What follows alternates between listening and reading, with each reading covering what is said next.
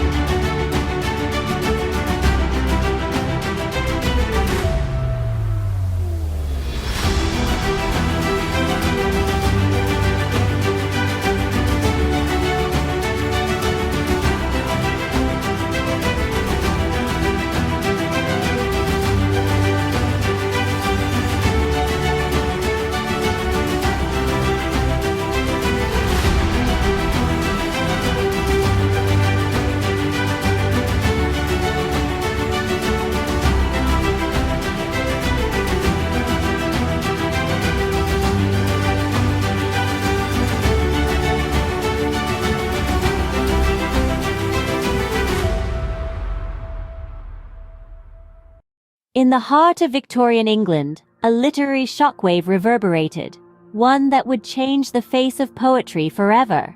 Edward Fitzgerald's Rubaiyat of Omar Khayyam stirred the sensibilities of a society that had only just begun to recover from the jolt of Darwin's Origin of the Species. Yet, it wasn't long before the Rubaiyat was embraced not only by England, but the world, as the greatest poem in history and the most frequently illustrated. This story begins with the unlikely partnership of the 11th century Persian polymath Omar Khayyam and the 19th century English poet Edward Fitzgerald.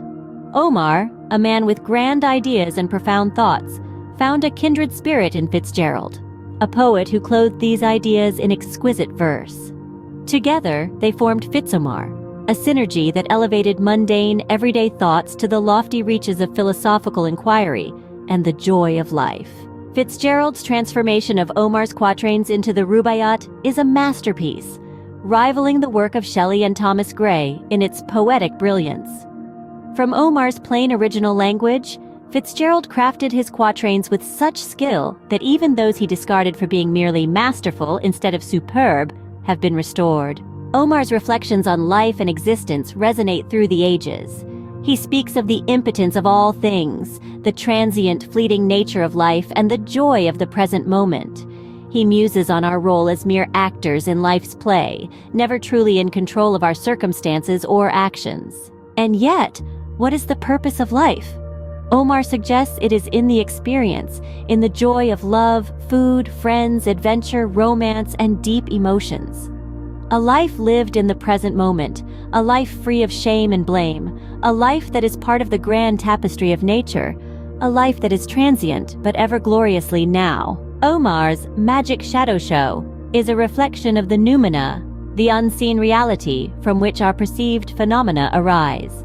It speaks to the mysteries of the mind and the elusive nature of consciousness, a topic that continues to baffle and intrigue us to this day. Omar's words echo the cyclical nature of existence, the endless pouring of millions of bubbles from the eternal sake's bowl.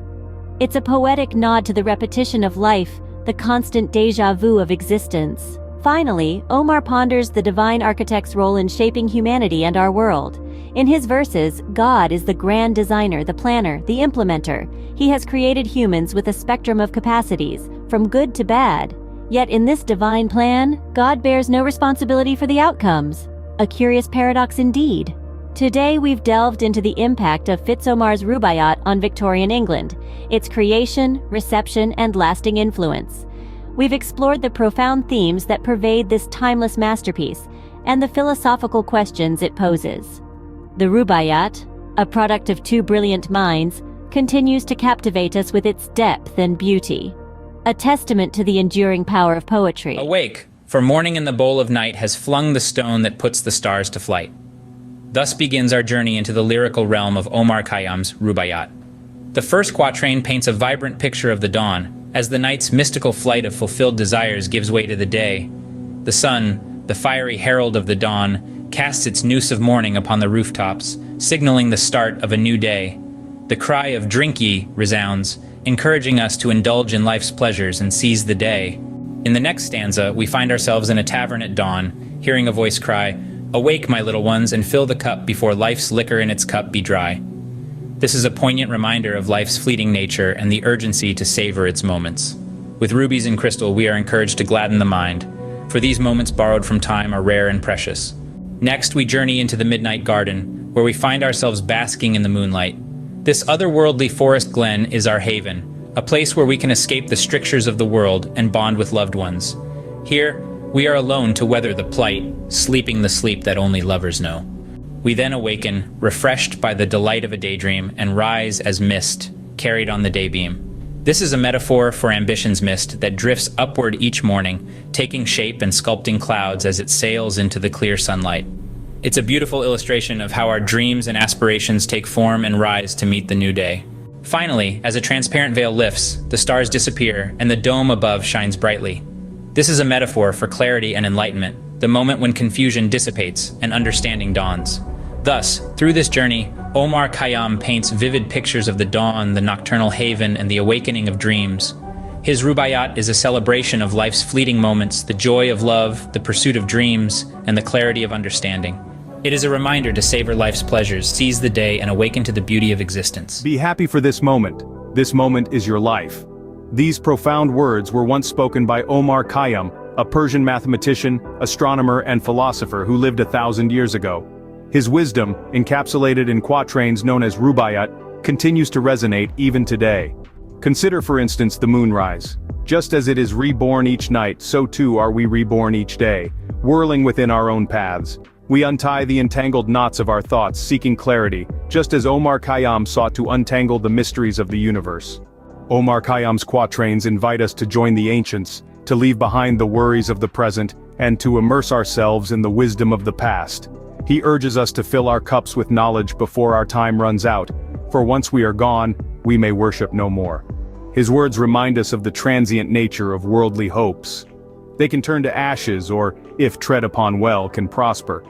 They are like snow upon the desert's dusty surface, providing light for a brief moment before they dissipate. But Khayyam also warns us against the dangers of blind faith.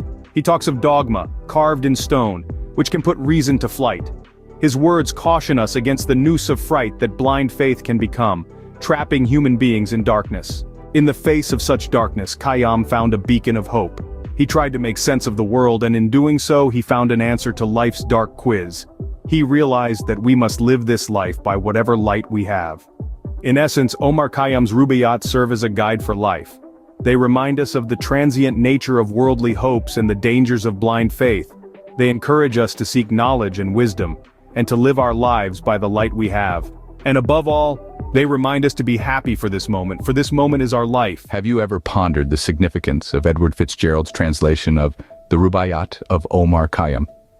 Why it is that this particular translation, out of the numerous ones that exist, has such an enduring charm and resonance? Edward Fitzgerald, an English writer and poet, embarked on the monumental task of translating the Rubaiyat from Farsi Arabic into Victorian English. His journey, as we understand it, was far from being a mere linguistic endeavor. It was a deep and profound exploration of culture, philosophy, and the human condition. Fitzgerald's process was one of absorption and reflection. He didn't just study the original quatrains of Omar Khayyam, but immersed himself in them. He sought to understand the spirit of the verses, the context in which they were written, and the philosophical underpinnings that gave them life. His translation was not a literal one, but something more akin to a transmogrification. He reordered the verses into a Persian eclogue, maintaining the integrity of the original work, while adding his own unique flair and understanding. The end result was a version of the Rubaiyat that was both faithful to the original and refreshingly new. Fitzgerald's Rubaiyat is a testament to his exceptional understanding and interpretation of the original work. It transcends the boundaries of language and culture, and speaks to the common human experience. The scent of the verses, as Fitzgerald described it, is a mixture of incense, wine, and roses, hinting at the intoxicating beauty and depth of the original work. In essence, Edward Fitzgerald didn't just translate the Rubaiyat of Omar Khayyam. He breathed new life into it, making it accessible and relatable to a wider audience. He created a living philosophy, a book of life that continues to inspire and enlighten readers even today. To summarize, Fitzgerald's translation of the Rubaiyat is a remarkable achievement. It is a testament to his deep understanding of the original work, his meticulous approach to translation, and his ability to convey complex philosophical ideas in a way that resonates with readers. By immersing himself in the original work and reimagining it in Victorian English, Fitzgerald created a version of the Rubaiyat that is as compelling and relevant today as it was when it was first published. Can a poem lose its soul in the process of translation, or does it instead find a new voice, a new rhythm, a new life? Welcome to the journey of translation, a voyage of discovery, where words are not just transposed, but transformed, where verses leap from one language to another, splashing into the bottle of perfume of a new culture, a new era. The process of translation is akin to distillation, where the original work is submerged, its essence captured, and then allowed to re-emerge, refreshed and renewed. It's a delicate dance, a balancing act between preserving the original meaning and infusing it with a fresh perspective. Consider Edward Fitzgerald's transmogrification of the Rubaiyat of Omar Khayyam. This was not a mere translation, but a metamorphosis. The verses jumped off the original pages, splashed into the perfume bottle of Fitzgerald's mind, and then leapt back out, recomposing themselves for a different age, a Victorian era. What emerged was a work that retained the essence of Omar's original concepts, yet expressed them in new quatrains. The lines, once 13 Arabic syllables, were now 10 English ones, each holding even more related meanings. The charm of the original was not tossed away, but rather, an additional charm was added. It was something somehow much better told, yet ever within the spirit of the old. The journey of translation is not without its challenges. There are times when something must give, something may well be lost. Yet, it is not the unneeded that is discarded. It is the superfluous, the extraneous that is left behind. The essence remains, the soul of the work endures, and what is created is a new version that shines with its own unique light. In conclusion, the process of translation is not merely a mechanical transposition of words. It is a journey of transformation, a voyage of discovery. It is the creation of a new work of art, a work that, while retaining the essence of the original, shines with its own unique light. It is a testament to the beauty and depth of the translated work, a testament to the power of language to transcend borders and cultures. It is a testament to the enduring power of poetry. So, does a poem lose its soul in translation? Perhaps it instead finds a new voice, a new rhythm, a new life. The beauty and the depth of the translated work are a testament to this. After all, every journey of translation is a journey of transformation, a voyage of discovery. Edward Fitzgerald's Rubaiyat of Omar Khayyam poem stunned Victorian England. Soon after Darwin's Origin of the Species had shocked their sensibilities, but soon they and the world came to embrace what came to be known as the greatest poem in history, and also the one most often illustrated. Omar had the deep and grand ideas, but it was Fitzgerald, as a kindred soul and poet, who dressed them in such fine clothes, attracting the world to them forever. The synergy of Fitz-Omar takes us far and away from the mundane, everyday, low-life, blah-blah, sitcom-type situations, into the glorious reaches of deeper thinking about the big questions, as well as to the great philosophical tenet of enjoying life to the fullest. Fitzgerald's transmogrification of Omar is mere unbelievable in its excellence, one of those rare poetic products that could go on for hundreds of years without equal.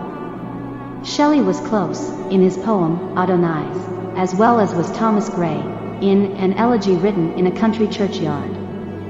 See the Concordance of the Rubaiyat online to see from what very plain original language Fitzgerald developed his stupendous quatrain gems time and time again.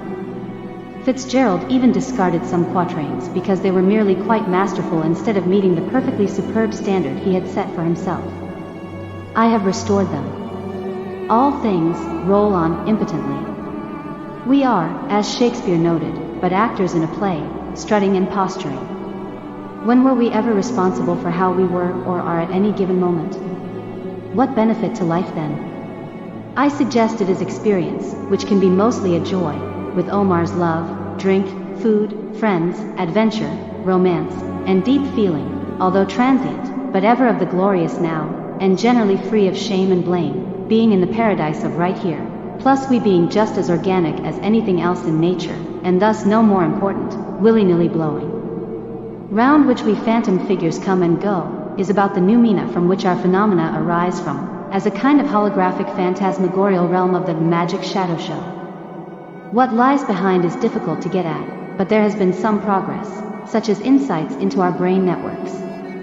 The eternal sake from that bowl has poured millions of bubbles like us, and will pour, because, well, in short, it has to, all things happening over and over again for all time.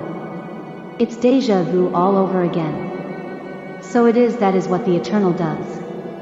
Which, for the pastime of eternity, he doth himself contrive, enact, behold, and the like is that, if one plays along with the myth, it is like that God thought of, planned, designed, and implemented humans and their nature, with an inherent wide-ranging spectrum of capacity for and from good to bad. However, in this myth take God, bears no responsibility for his recipe expressing itself in just the way he all-knowingly intended it to. Why his surprise and disappointment? We will find that God is impossible. Often, big paradoxes mightily arrive when a proposed realm is declared invisible, and Omar is ever up to the task. Brave Omar knocks God without fear. When you shall be you no more, and naked on the air of heaven ride, and the like, it is perhaps that they're not really a redundant soul ever living on, made of some invisible angelic vapor that duplicates and preserves our brain neuron network, which readily maintains what is already you just fine, in some essence of an already evolutionarily expensively formed brain. Fitzgerald's Quicksilver is either as the above soul or as wine coursing through us. Omar cites the limits to knowing everything as us moving toward a carpe diem centering in the now. He writes, evermore came out by the same door as in I went, but not the master not of human fate, and so forth. Not being able to know is the same dilemma facing his impotent great will itself. And so Omar unveils his basic human philosophy for the human condition, the central tenet being the primacy of the now, over, unborn tomorrow and dead yesterday. The moving finger writes, and, having writ, moves on, nor all thy piety nor wit shall lure it back to cancel half a line, nor all thy tears wash out a word of it. While the above probably refers to predestination by Allah, as made more explicit in other quatrains, it can also relate nowadays to more scientifically modern views as to how each moment arises in time, in the now, and then completely passes away, wholly replaced right then and there by the next now, which process, or even processing, can't be stopped, much like the deterministic chain, that none can slip, nor break, nor overreach. Whether there is being or becoming, as eternalism or presentism, is still an open question. We don't know the mode of time, for either mode would have the same appearance to us. What one did long ago is done, dead, and gone, obviating any real shame and blame. But one must as well give up any fame, as well, crediting all to fate. Plus, indeed, can anyone really be held responsible for who they've come to be from nature and nurture? While Omar rails against a predestination by God, it is for other, godless, reasons that determinism might still be much the way events have to be, but for some possible quantum-level randomness, if any, which damages the will, anyway, harming it, not helping it at all. As much as we somehow wish to think that our will can be free of itself or that we or any part of physical nature can do the same to somehow be self-made entities as many first causes. It seems that for one to have God, whatever nature does is what God does, and so thus God is not required. Omar reveals that an ultimate basis without origin, such as his causeless great will, standing in for the eternal basis, cannot even know its own reason for existence, and is powerless over this and its state, with no choice given to it for its being, it having to do just what it does and not else, much as we may also have to admit to at our level. It rolls impotently on as thou or I, or it just is, ever and eternal, without a beginning or end, and what never begins cannot have a certain direction, design, meaning, or purpose put to it in the first place that never was.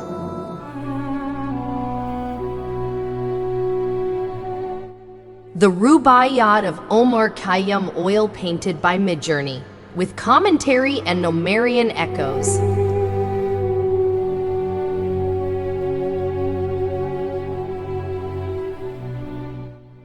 Dedication. I dedicate the Rubaiyat's increase to those who happily labored to tease beautiful meaning out of the plain verse, with the rare insight to grant a new lease. Preface. Formerly, no one has plumbed the secret depths of truth. The jewel eludes e'en the wisest sleuth. Thus we hear wishes turn to belief's lore, yet none can say, it's this, and here's the proof. Now,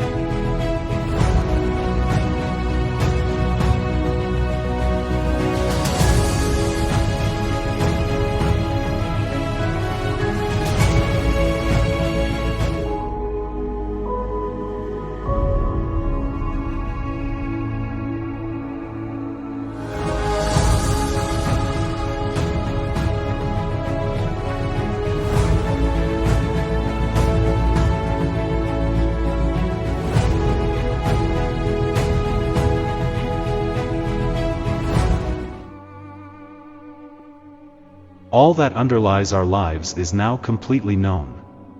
Objects in our everyday world, people, planets, puppies, are made up of atoms and molecules. Atoms and molecules, in turn, are made of elementary particles, interacting via a set of fundamental forces. And these particles and forces are accurately described by the principles of quantum field theory. There is no life after death, as the information in a person's mind is encoded in the physical configuration of atoms in their body, and there is no physical mechanism for that information to be carried away after death. The location of planets and stars on the day of your birth has no effect on who you become later in life, as there are no relevant forces that can extend over astrophysical distances. And the problems of consciousness, whether easy or hard, must ultimately be answered in terms of processes that are compatible with this underlying theory. Sean Carroll.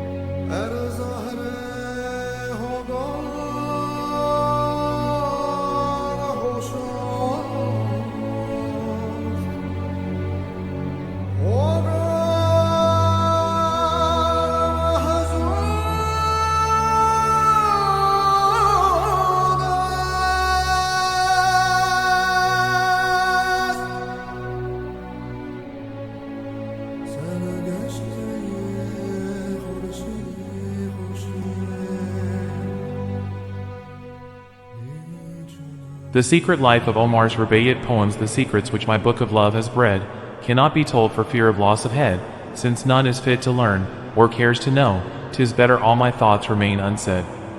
There are fatwas against rationalists. Sharia has become the supreme truth. Once venerated figures are heretics. The intellectual sciences are forbidden. I'm forced to play the game of pretending to be a good Muslim, even when to Mecca. Of secrets of the world, my book defined for fear of malice should not be outlined, since none here worthy are amongst adults. I can't reveal the thoughts that crowd my mind. Even teaching is prohibited. Libraries are no longer supported. It's safer for one to write on science and mathematics than philosophy. My poems are inwardly like snakes who bite the Sharia and are chains and restraints. Some I get away with because of the poetic mode of expression I have adopted. There is no benefit in the science of medicine, and no truth lies in the science of geometry. Logical and natural sciences are heretical, and those practicing them are heathens. The promise of reward and punishment and the quandary of bodily resurrection derails one's attention, diverting it from the here and now, where one should be focused. The whole problem is that God is not established, yet I grant the possibility, upgrading the notion to a maybe, but they still preach it as a surety. Ghazali studied with me for some years and came to my home in the morning, for he could be seen, religiously torn, so I had a drum beaten on my roof. Ye do not grasp the truth, but still ye grope. Why waste then life and sit in doubtful hope? Beware! And hold forever holy name from torpor sane or sought in death will slope. Some strung the pearls of thought by searching deep, and told some tales about him, sold them cheap, but none has caught a clue to secret realms. They cast a horoscope and fall asleep. Had I put over the heavens control, I'd remove this bullish ball beyond the goal, and forthwith furnish better worlds and times where love will cling to every freeman's soul. I wonder if Lord could change the world just so that I may see his plans unfurled. Would he remove my name from roll of call? Or would my dish with larger sops be hurled? Since mortal compositions are cast by hand divine, why then the flaws that throw them out of line? If formed sublime, why must he shatter them? If not, to whom should we the fault assign? Anon! The pious people would advise that as we die, we rise up fools or wise. 'Tis for this cause we keep with lover and wine, for in the end with same we hope to rise. In paradise are angels, as men trow in fountains with pure wine and honey flow. If these be lawful in the world to come, may I not love the like down here below? This ruthless wheel that makes so great a show, unravels no one's knot, shares no one's woe, but when it sights a wounded, weary heart, it hurries on to strike another blow. And those who show their prayer rugs are but mules, mere hypocrites who use those rugs as tools. Behind the veil of zealotry they trade, trading Islam. Worse than heathen are those fools. If justice ruled the working of the heavens, all the affairs of men would prosper well. If sciences guided all our worldly acts, who would be sorry for the men of science? Serve only the wise if and when you find. Let fast and prayer blast, you need not mind, but listen to truth from what Omar Khayyam says. Drink wine, steal if you must, but be ever kind. If ye would love, be sober, wise and cool, and keep your mind and senses under rule. If ye desire your drinking be loved by all, injure no person, never act a fool. Those strong in virtue and of learning deep, whose merits join lights for their fellows keep, have found no way out of this darksome night. They've told their tale, and then gone back to sleep. Upon that day when sundered is the sky, and darkened is the stars' bright galaxy, upon the plain I'll seize thy skirt and cry, for what sin, idle, doom'st thou me to die?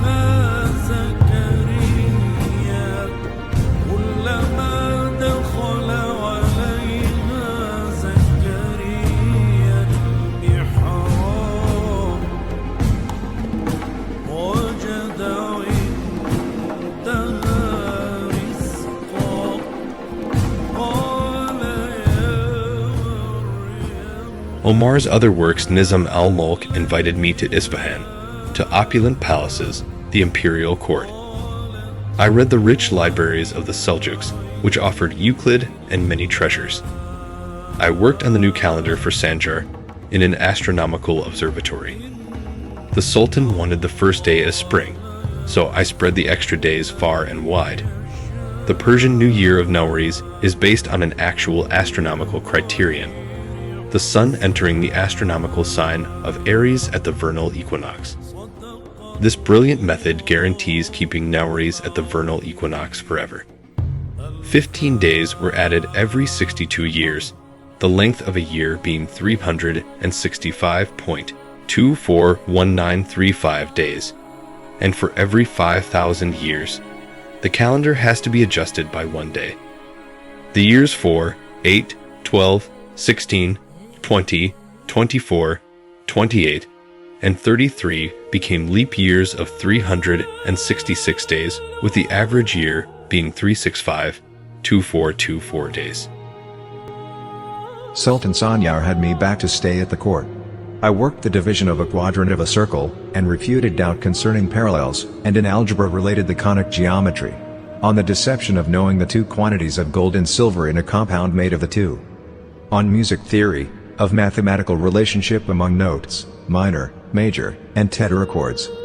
Made references to the views of Farabi and Avicenna to offer a reclassification of musical scales. A discussion regarding the relationships among time, motion, and God, which ends with an Avicennian discussion on incorporeal substances, celestial spheres and their relationship to angels. The essence of the necessary is one in all aspects, and in no case can there be multiplicity except in abstraction, in which case its number can reach infinity. The essence for which multiplicity in abstraction is conceived does not become multiple. All of the attributes of the necessary being are abstract, and none of them contains any existence.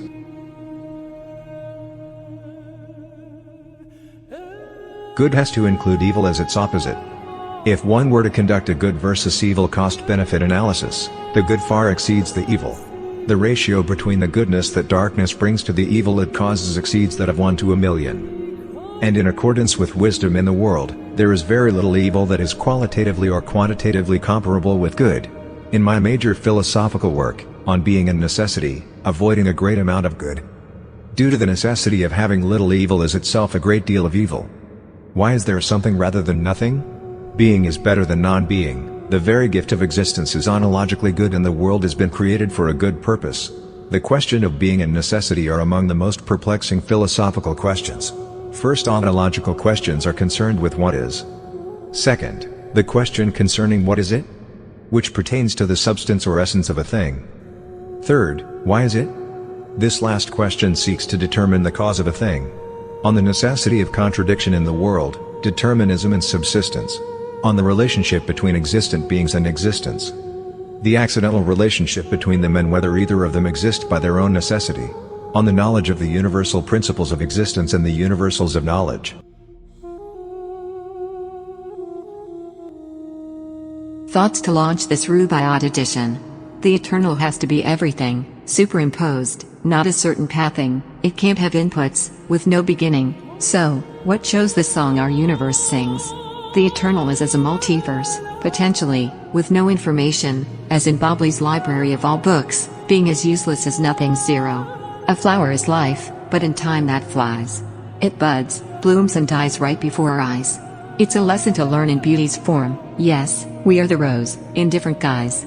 Jennifer, what's here now has to be as that long before, not new out of the blue, for there is no more. So, we and all are akin to what is, not less, we're united beyond the door.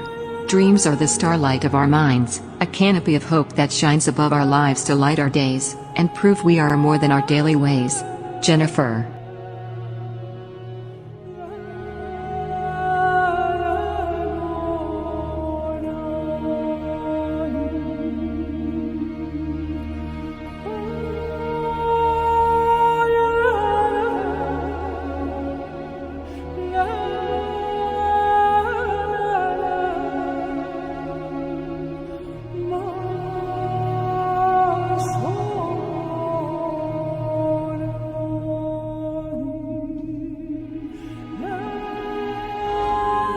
All that underlies our lives is now known. In the stars our atoms are slowly grown. From the quantum field elementary. Omar's knot of how human fate is sown. Why there is something, and further extensions. If a lack of anything were the case, but it has no time, so no were. Well, nothing can't be, for existence has no alternative of non-existence, and so that notion is out and done with. There is no case, as in fact. Nothing cannot even be meant, much less have any properties or be productive, and so even any notion of it is forever squashed. So, something had to ever be, it having no alternative, with no option not to be, with no opposite, and with no possibility of it coming from the impossible, nothing. The something, then, is eternal, in that it is uncreated, can never go away. It is permanent as the causeless cause of what comes forth of it, which can only be temporaries. The something cannot be still and unmoving, for then naught could it become as the temporary happenings that we take as something. The impossible stillness thus gains single quote marks, akin to its relative of nothing, neither one able to be. So, the permanent something of necessity as the only true and lasting real thing can only form the temporaries through various arrangements of itself in such a way that it ever remains as itself. It has to do this because it cannot be still and is thus energetic, and so it has motion within it. Its nature has to be that the something is the simplest state of being, as partless, for it would not be fundamental as the only cause it if were composed of parts whose fundamentality preceded its own. It also has to be continuous, because it is both unbreakable and unmakeable, not to mention again that it cannot have spacers of the non-existent nothingness in it. The something is thus an existent that cannot not be. So, then, the lesser, which in this case is the least, gives rise to the elementaries, the composites, and the complex, as the temporary universe, which from our point of view as one of the temporaries might call it to be greater, in the sense that the temporary is more interesting than the simple base alone, much grander in its splendor of multiplicity, even. The transcendental notion of the lesser having to come from a greater can now be totally thrown out, as another impossible, and, besides, the notion leads to an infinite regress. That template is dead. It is also that not anything composite can be fundamental, not even the tiny proton, much less anything more composite or even infinitely complex, such as a great mind, begging the question that didn't even have to be begged. So, we have the truth, but out of curiosity as well as for the ultimate satisfaction from the proof of confirmation, we look for the physical support to the philosophy of logic in the physics of science. The quantum vacuum with its overall quantum field fits the bill to a T. The rather persisting elementaries form from excitations at the stable rungs of energy quanta in the quantum field. The elementaries don't get quantized, they are the quanta. We know the rest of the story. Quantum field theory, QFT, gave us all of physics and most of our modern devices. Universes may come and go, but the permanent existent ever remains, and anything can become of it, but they are temporaries. All that underlies our lives is now known. In the stars our atoms are slowly grown. From the quantum field elementaries. O Mars, not of how human fate is sown.